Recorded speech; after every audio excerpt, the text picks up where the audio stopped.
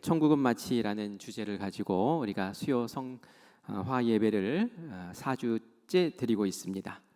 4주째라고 하는데 사실 그 사이에 부흥성회가 막 있어서 6주 뭐 이렇게 됐어요. 천국은 지금부터 준비해야 되는 거죠, 그죠? 우리가 천국 앞에 서서 그때 천국이 있었네. 상도 줘? 내가 세상에서 뭘 준비를 했어야 돼? 이렇게 하면 늦어요, 그죠? 그래서 우리가 지금 천국에 당장 가는 것은 아니더라도 지금 우리가 천국 갈 준비를 미리미리 하는 것이 중요하기에 천국에 대한 말씀을 이제 수요 예배를 통해서 지금 전하고 있습니다. 천국은 마치 오늘은 네 번째 시간인데요.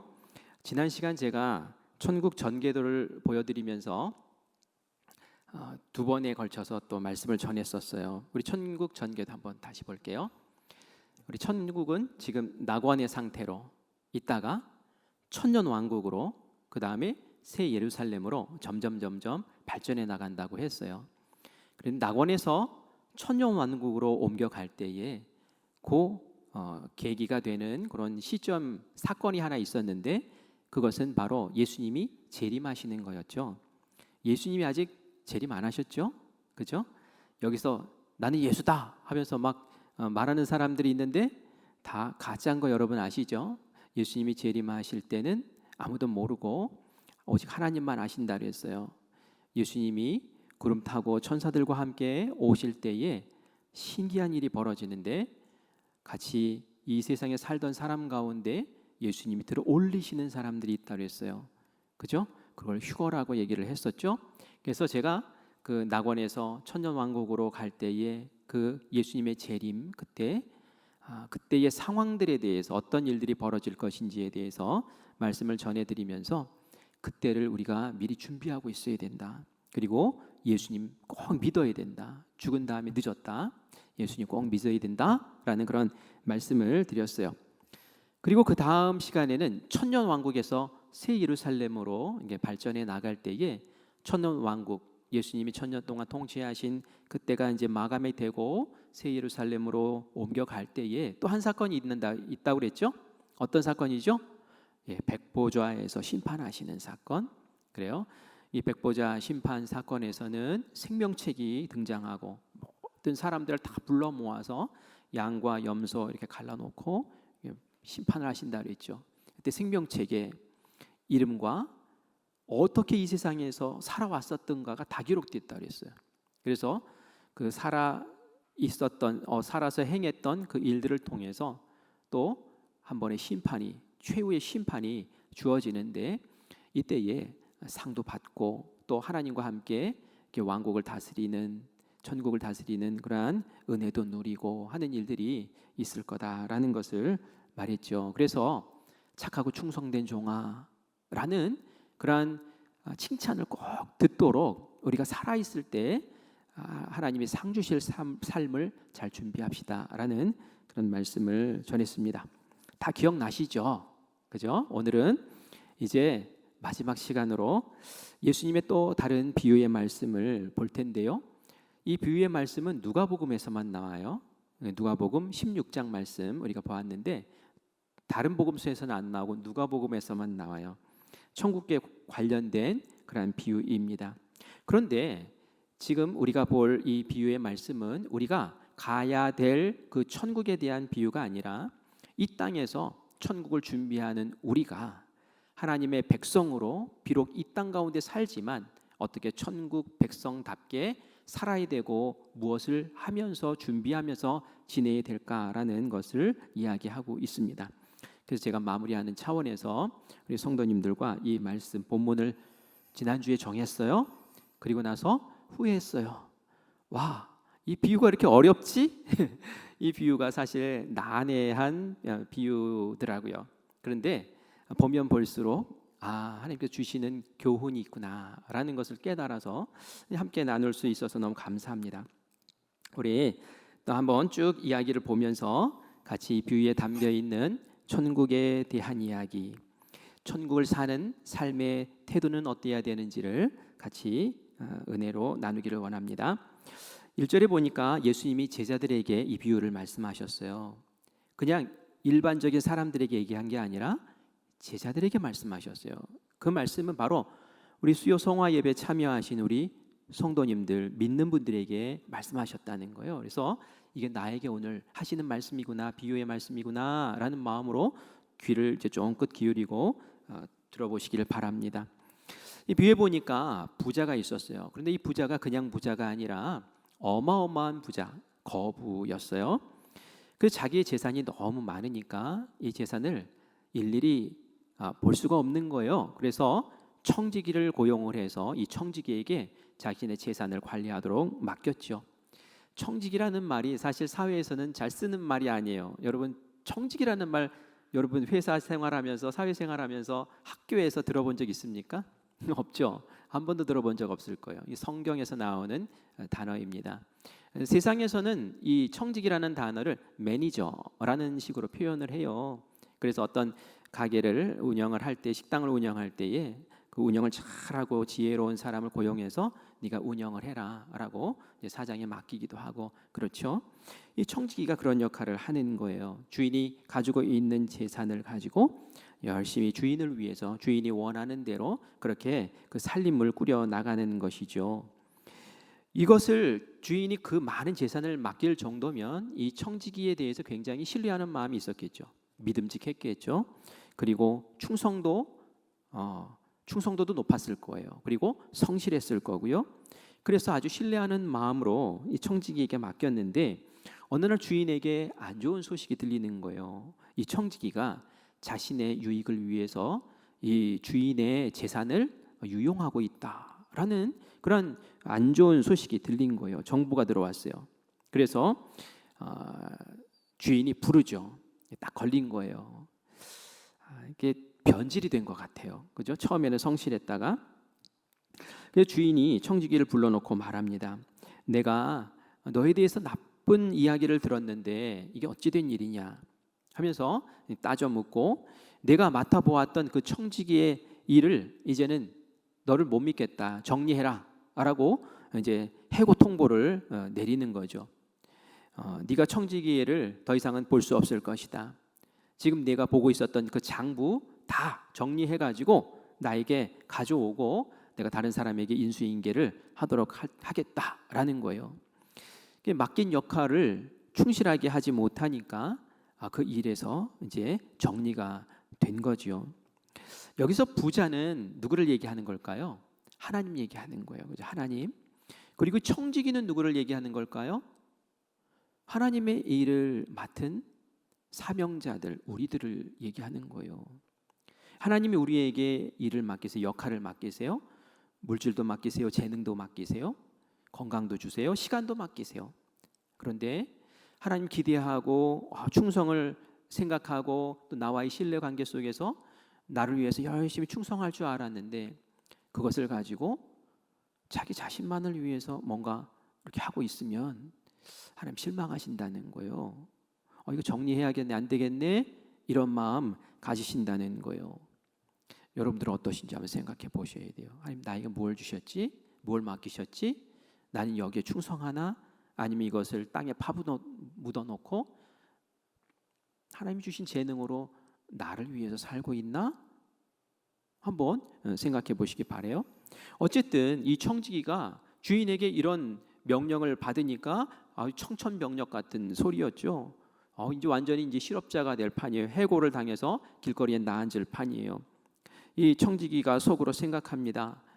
내가 여기서 쫓겨나면은 무슨 일을 도대체 할 수 있을까? 내가 지금까지 이 주인의 집에서 청지기 역할을 해왔는데 내가 이제 나이가 들어서 육체적인 노동을 하기에는 너무 힘이 없고 그리고 또 남에게 가가지고 좀 빌려주세요 이렇게 얘기하기는 너무 창피하고 이 자존심 상하고 이거 어떻게 하면 내가 살 수 있을까? 미래가 너무 막막한 거죠. 이제까지는 그냥 하루하루 그냥 즐기면서 그렇게 살았는데 미래를 생각하니까 앞날을 생각하니까 눈앞이 캄캄해져 버린 거예요. 밤새 고민을 했어요. 갑자기 번개처럼 스쳐가는 지혜가 있었습니다. 살 방법이 있다. 살 방법이 있다. 그래서 4절과 같이 얘기를 한 거죠. 직분을 빼앗겨도 살 방법이 있어. 내가 실업자가 되어도 사람들이 나를 자기의 집으로 불러서 나를 영접해서 나를 먹여주고 나를 돌봐줄 방법이 있어. 어떤 방법이었을까요? 5절에 나옵니다. 주인에게 빚진 사람들을 부르는 거예요. 그 사람이 거부였잖아요. 많은 땅도 있었겠죠. 그러니까 그 땅을 빌리고 또 주인에게 돈을 빌려서 농사 짓는 사람들이 많이 있었단 말이에요. 그리고 그들과의 어떤 계약을 기록해 놓은 장부들이 있었어요. 그거 누가 관리합니까? 청지기 관리하는 거예요. 청지기에게 너 장부 다 정리해서 나한테 가져와 알았잖아요. 아직 내 손에 장부가 있는 거예요. 그래, 이걸 이용하자. 그래서 그 빚진 사람들을 불러가지고 은혜를 베풀기로 작정을 합니다. 내가 은혜를 너한테 베풀면 너는 나에게 은혜를 베풀겠지? 이런 기대를 가지고 하는 거죠.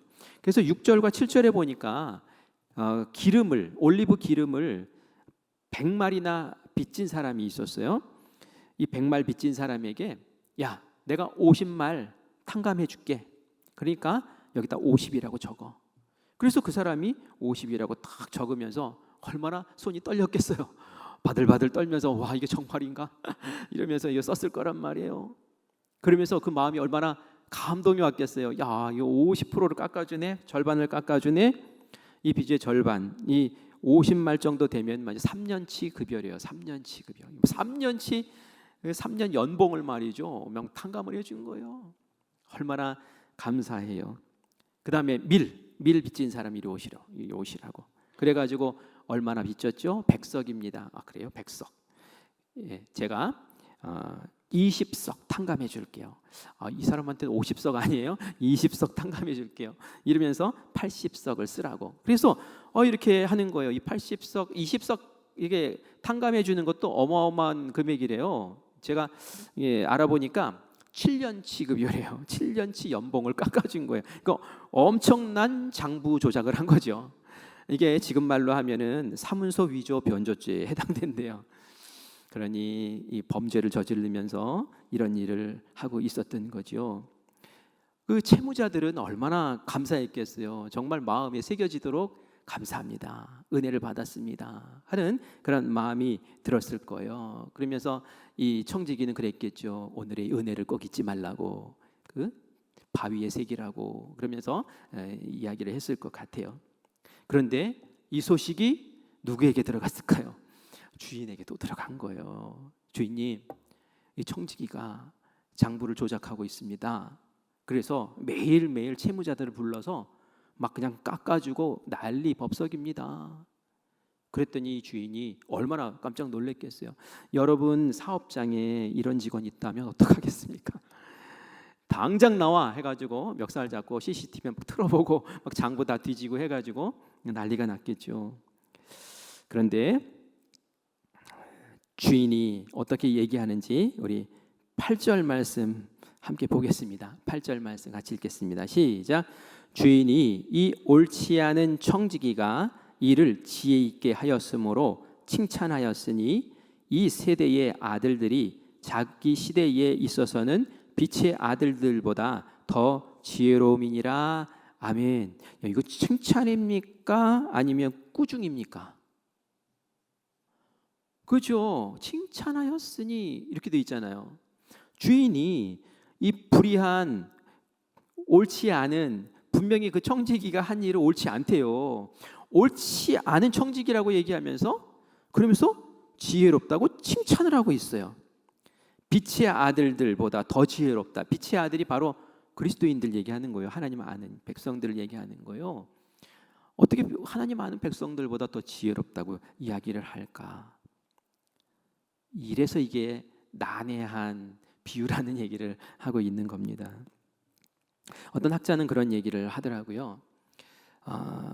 이 50말, 그다음 20석 이렇게 탕감해 준 거 있잖아요. 이걸 가지고 주인의 것을 이렇게 속여서 주인에게 피해를 끼쳤다라고 우리는 이 비유를 읽으면 바로 그렇게 생각하잖아요. 그런데 어떤 학자는 그 당시의 상황을 이야기하면서 이렇게도 표현을 하더라고요.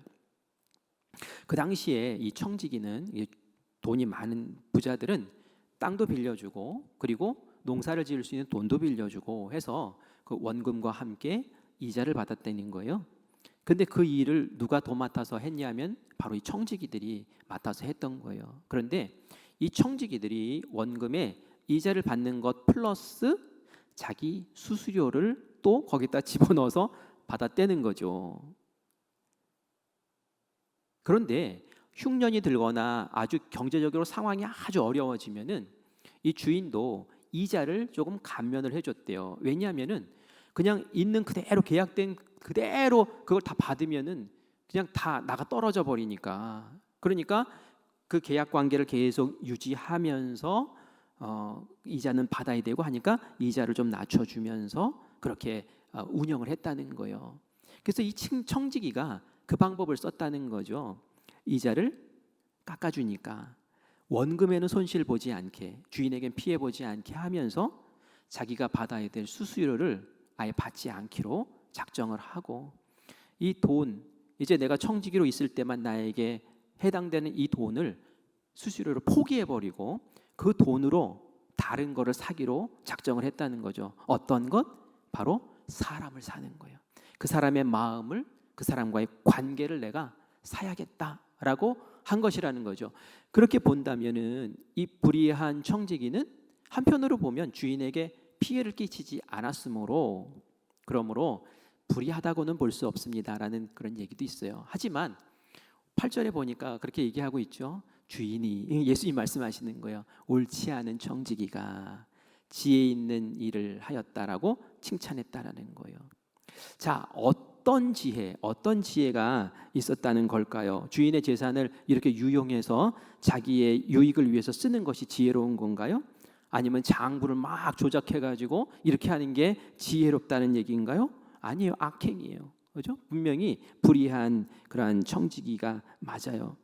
그런데 무엇이 지혜롭다는 것일까요? 바로 9절에 지혜로움이 바로 이것이다라는 것이 나옵니다. 우리 같이 읽겠습니다. 9절 시작. 내가 너희에게 말하노니 불의의 재물로 친구를 사귀라. 그리하면 그 재물이 없어질 때에 그들이 너희를 영주할 처소로 영접하리라. 아멘. 이게 무슨 말입니까? 불의한 재물이라는 것은 세상 재물을 얘기하는 거예요.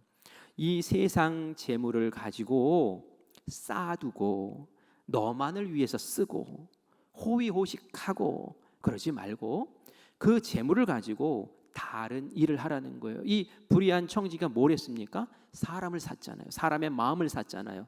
그것으로 호의를 베푸면서 나중에 내가 은혜 받을 수 있는 장치들을 계속 마련을 했잖아요. 돈은 그렇게 하라는 거라는 거예요. 돈은 쌓아두고 내 행복을 위해서 즐기고 그것을 통해서 호의호식하고 내 가족만 어떻게 잘 살아보자, 그렇게 하라고 돈을 맡긴 게 아니라는 거예요. 돈은 이렇게 사용해야 된다라는 것을 지금 이야기하고 있는 거죠. 그게 지혜롭다라는 거예요. 그리고 이 불의한 청지기는 어떻게 했습니까? 미래를 보면서, 그 전까지는 미래에 대한 생각이 없었어요. 근데 이 청지기직을 네가 이제 못하게 될 거야 라고 하니까 앞날이 막 걱정이 되니까 그때부터 막 미래에 대해 걱정을 하면서 미래에 대한 대책을 세웠다는 거예요. 청지기직이 언제 맞춰질지는 모르겠으나 내가 그 청지기직이 끝나기 전까지는 내가 최선을 다해서 내 미래를 준비해야지 하는 그런 지혜가 있었다는 거예요. 우리가 이 두 가지 지혜를 배워야 되는 거예요. 주인이 지금 그거 배우라고 하는 거예요. 빛의 자녀들아, 그리스도인들아, 너희들을 그걸 준비해야 돼. 우리 미래는 뭘 얘기합니까? 이 천국을 얘기하는 거예요. 천국 생각하지 못하고 살면 안 된다는 거예요.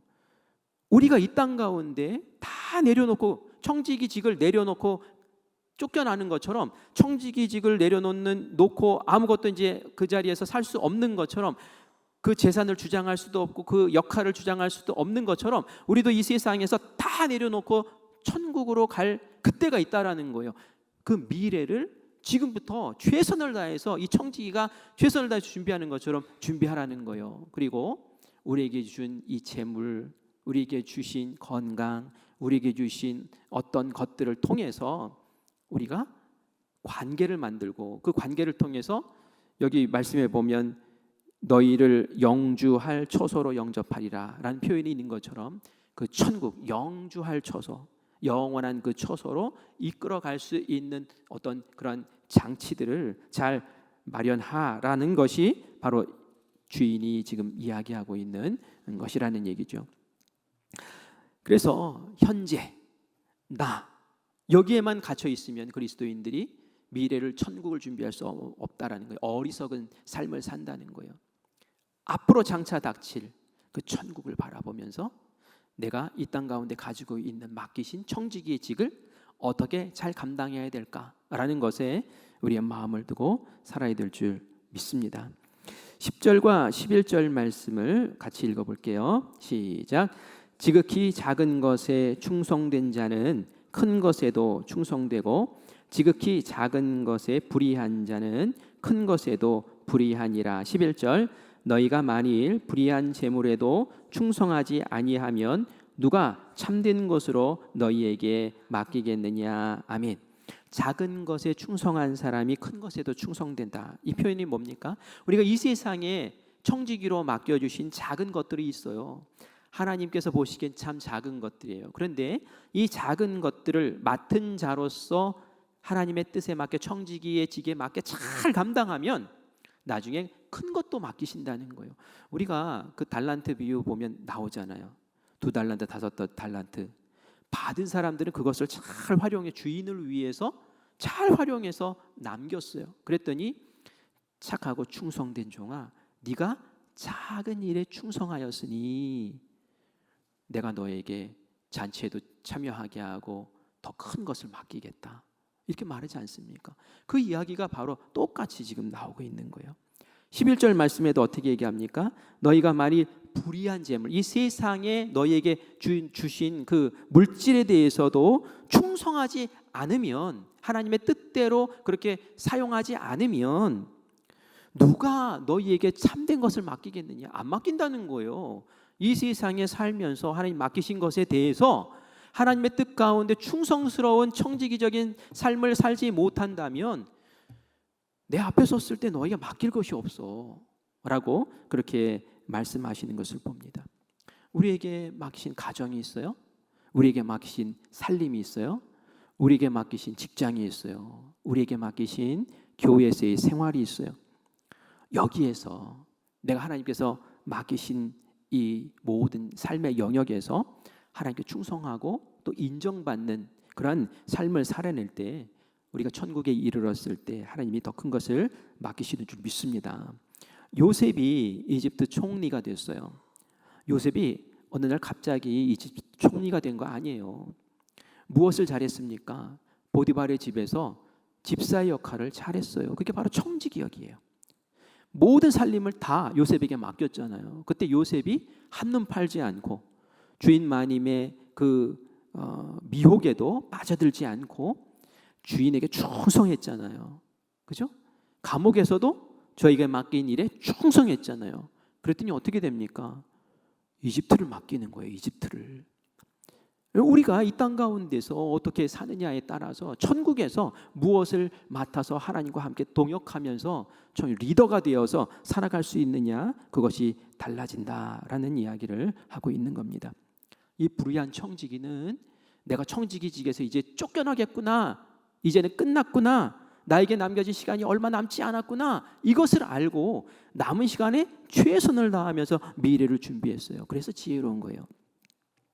우리 장례식 지금 진행하고 있는데 우리 황석주 성도님이 64세의 나이로 소천을 하셨어요.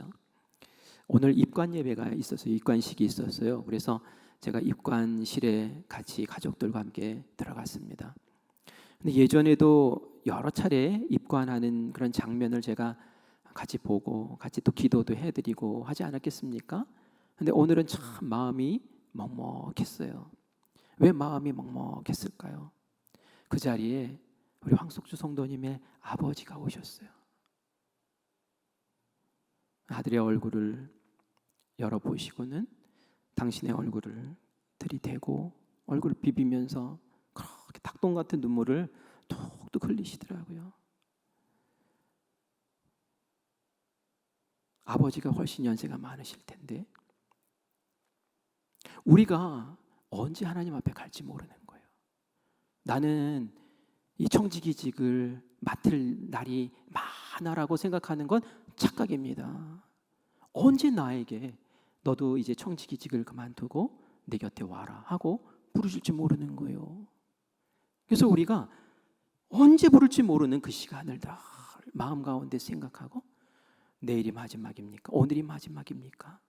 종말론적인 그러한 마음으로 한날 한날을 정말 최선을 다해서 진심을 다해서 하나님께서 원하시는 청지기의 모습으로 그렇게 살아가야 될 줄 믿습니다.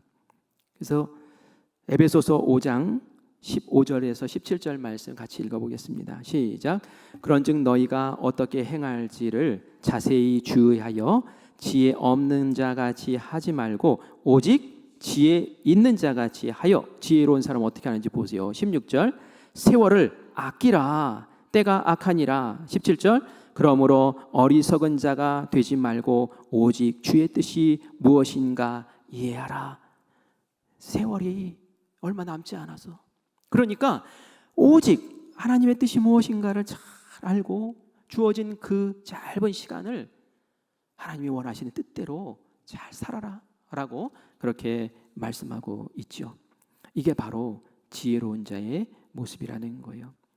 그런데 하나님의 뜻이 도대체 뭘까요? 하나님의 뜻이 뭘까요? 하나님의 나라를 세워나가는 것을 말하는 거죠. 하나님의 사람들을 세워나가는 것을 이야기합니다. 불의한 청지기가 잘했던 게 뭐예요? 재물을 가지고 사람을 세웠어요. 그게 잘했다는 거예요. 우리도 이 세상의 재물, 나에게 주어진 탤런트, 또 나에게 주어진 인맥, 또 내가 나이가 드니까 영향력 있는 자리에 서 있지 않습니까? 이 주어진 영향력으로 뭘 해야 됩니까? 사람을 살리고 사람을 도와주고 사람을 살피고 세워주는 일들을 해야 될 줄 믿습니다. 예수님이 심판하실 때 그러셨죠.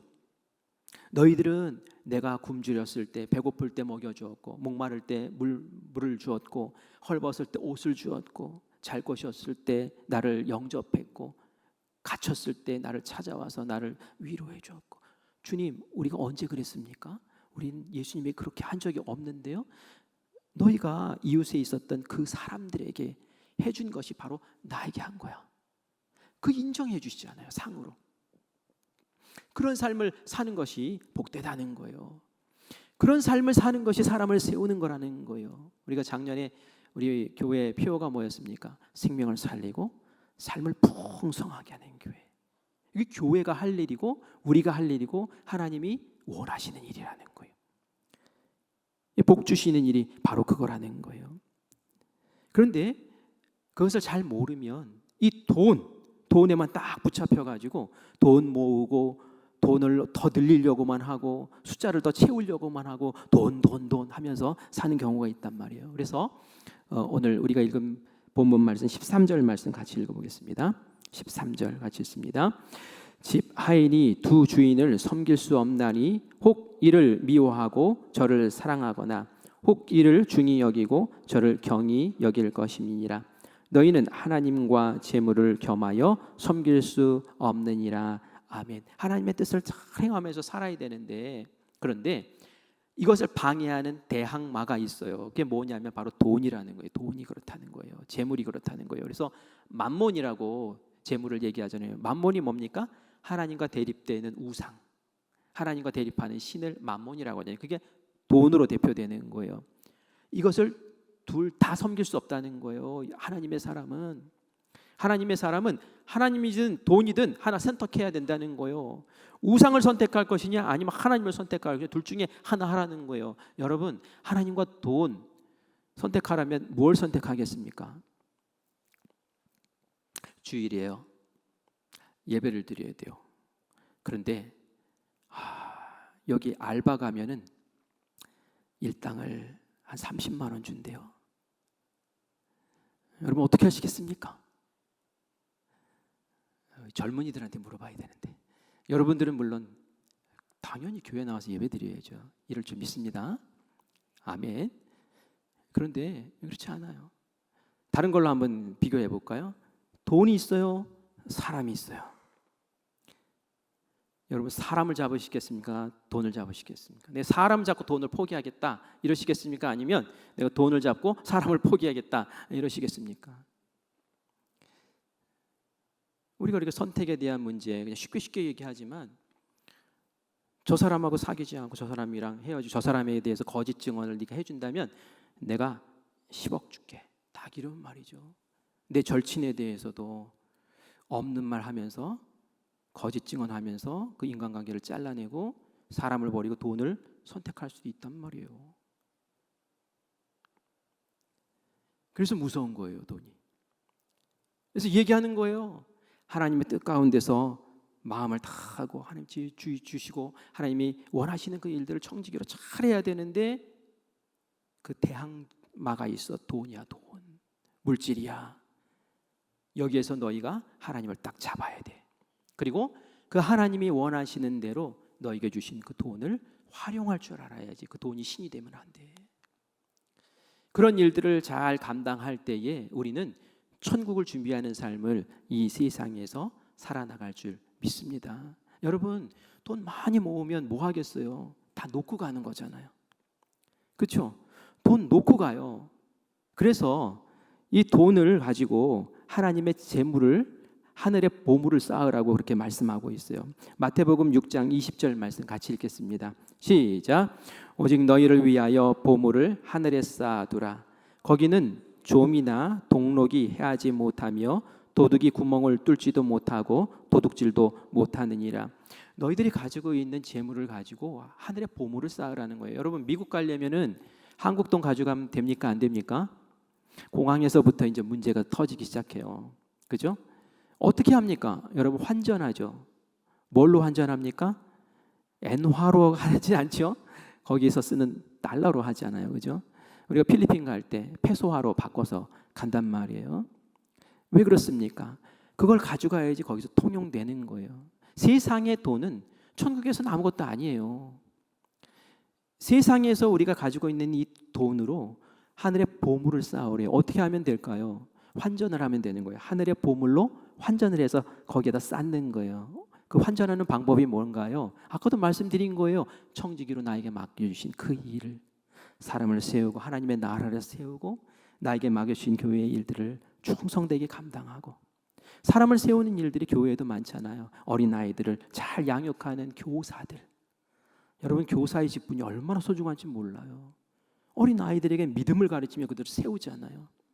천국 갈 수 있게 도와주잖아요. 영혼들에게 복음 전해서 그 사람이 복음을 믿게 하는 전도대원들.